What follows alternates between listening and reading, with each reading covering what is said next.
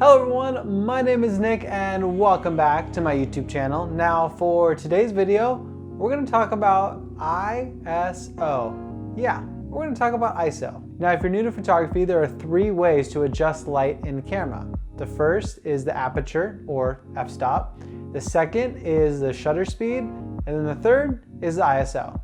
Now ISO is an acronym for International Organization for Standardization. Yeah, that was a lot of big words. Now, even though those words are very big and very fancy, if we want to break this down into basic terms, the ISO will digitally enhance to make it brighter, your image, or make it darker. Now, unlike the aperture and the shutter speed, enhancing your image via the ISO has one major downside: grain. Now, every camera has different values of ISO, but some common values are 100, 200, 400, 800, 1600, 3200, and 6400. Now a lot of cameras do go past the ISO value of 6400, but unless you're a Sony a7S 1, 2, or 3, that image is not gonna look good.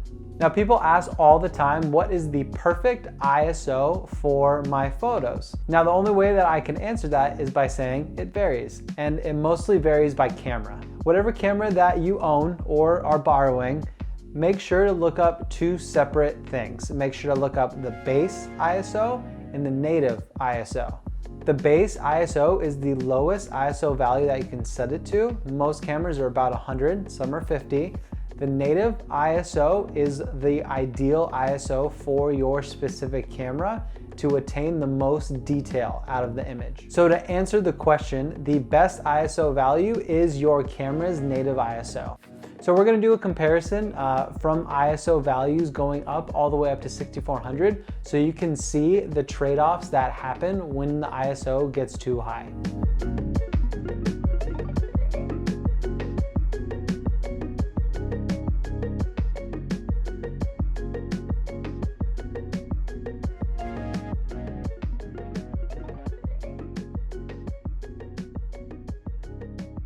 Now, when should you use a low ISO?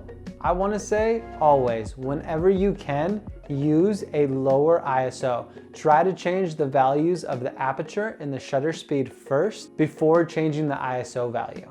So to answer that question, always, or as much as you possibly can. Now, when should you use a high ISO? Now that's gonna be up to you and your creative style. But some reasons why I've used high ISO in the field to combat motion blur.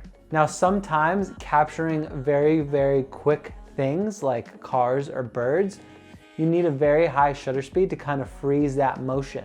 So in those type of scenarios, you're gonna need a higher ISO because the shutter speed is so quick, there's not enough light coming in. Another reason is at night, there just isn't that much available light. So you're gonna have to digitally enhance through the camera and add a higher ISO value. All right, and that is all of the basics to get a better understanding of your ISO and when to use a low and high ISO value. So thank you for watching. If you have any questions, make sure to throw them in the comment section below.